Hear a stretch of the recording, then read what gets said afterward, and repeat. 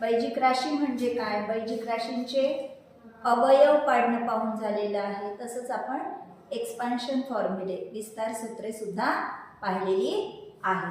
ठीक आहे, त्याच्यावर आधारित उदाहरणं कशी विचारले जातात ते आता पाहू. बघा पहिलं उदाहरण 8 7 9 8 7 9 वाचा याला 879 879 गुणिला 101 बरोबर किती? हा, आता तुम्ही विचार करा, जर हे पूर्ण आपण गुणाकार या पद्धतीने करायला गेलो तर किती वेळ लागेल? लागू शकतो ना वेळ. पण जर अवयव पाडण्याच्या 101 म्हणजेच किती? 100 अधिक 1 बरोबर.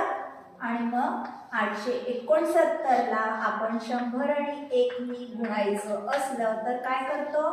869 गुणिला 100 अधिक 869 गुणिला 1 सॉरी 879 गुणिला 100 अधिक 879 गुणिला 1 हा 879.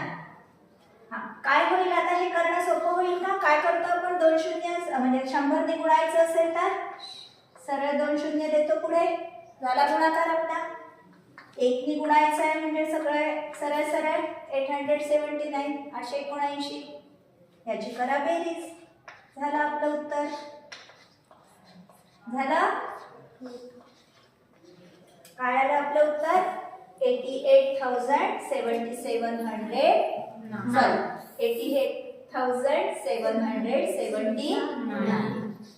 आता दुसरं उदाहरण बघू. काय वाचा? 3y - 4x चा वर्ग वजा 3y + 4x चा वर्ग. आता निरीक्षण करा की हे कोणत्या स्वरूपातलं वाटतंय तुम्हाला? आपण विस्तार सूत्र पाहिली. हे आठवलं का? a² - b². आठवलं? असंच वाटतंय इथे a² - b². म्हणजे या a ला समजा आपण 3y - 4x समजलो आणि b ला 3y + 4x समजलो, तर तुम्हाला माहिती आहे a² - b² काय असतं? a + b a - b. ठीक आहे. मग आता ह्याचं आपल्याला काय करता येईल? ह्याला समजा आपण लिहायचं म्हटलं तर कसं लिहू? 3y - 4x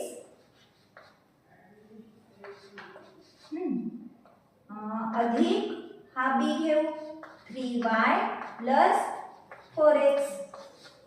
ठीक आहे. दुसऱ्या कंसात काय येईल?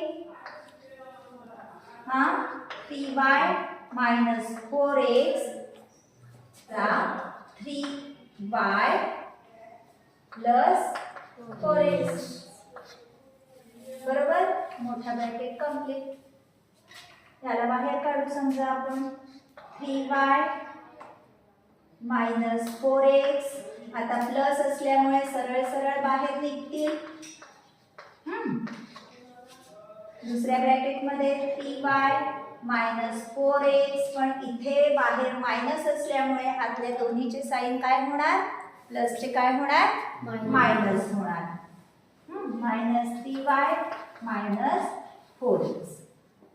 ठीक आहे. चला आता स्वरूपपदे कोणती आहे? 3y ने 4x कॅन्सल, काय राहिले? 6y.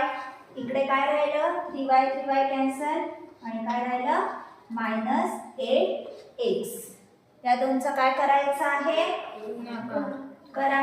6 × 8 48. पण कसे 48?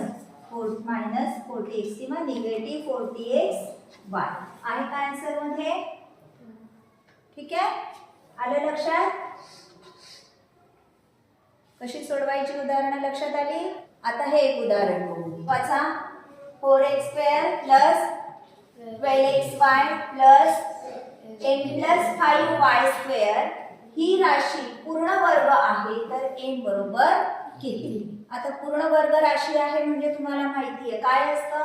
पहिल्या आणि तिसऱ्या पदाच्या वर्गमूळांची दुप्पट मधलं पद असतं. मग ह्याचा वर्गमूळ काय? 2x. हा ह्याचे अवयव काय काय पडतील? मग 2 गुणिला 3 पडतील असे 2 तर ह्या पहिल्या पदाचा आला, म्हणजे आता तिसऱ्या पदात काय असणार आहे इथे? काय असेल? कशाचा वर्ग असेल? 3 चा वर्ग असेल, बरोबर? म्हणजे m अधिक 5 बरोबर 3 चा वर्ग किती? 3 चा वर्ग किती? 9. ठीक आहे. आता तुम्हाला काढता येईल m बरोबर किती? m बरोबर 9 वजा 5 4 आहे का बघा, ऑप्शन मध्ये आहे. आणि आता येतं का तेही पाहून घ्यायचा. m प्लस 5 बरोबर 9y² ठेवून बघा इथे. उत्तर पडताळून पाहायचं आपण. 12xy अधिक 9y² याचा वर्गमूळ 2x याचा वर्गमूळ 3y याचा जर वर्ग केला तर मधलं पद आपलं 12xy येईल का? बघा, सहगुणकांचा गुणाकार 3 दुने 6 sin दुने आलं 12xy, म्हणजे आपलं उत्तर बरोबर आहे. ठीक आहे. आले लक्षात?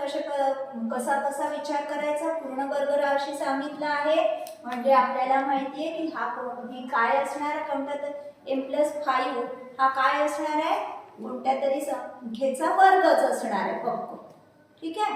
मग आपल्याला कोणता मिळालाय? आपण 12चे अवयव असे पाडले की ज्याच्यामध्ये पहिल्या पदाचा वर्गमूळ आणि तिसऱ्या पदाचा वर्गमूळ असेल. ठीक आहे. 12 म्हणजे तुम्हाला माहिती आहे 2 गुणिले 2 गुणिले 3. मग 2 तर आपली दुप्पट आहे. आणि पहिलं पद 2 आणि म्हणजेच मग तिसरं पद काय असणार? 3 चा वर्ग असणार. समजला? व्हिडिओ आवडल्यास नक्की लाईक, शेअर आणि कमेंट करा. आणि हो, सबस्क्राईब केलं नसेल तर अवश्य सबस्क्राईब करा, म्हणजे मी नवीन अपलोड केलेल्या व्हिडिओजचे तुम्हाला नोटिफिकेशन्स मिळतील. धन्यवाद.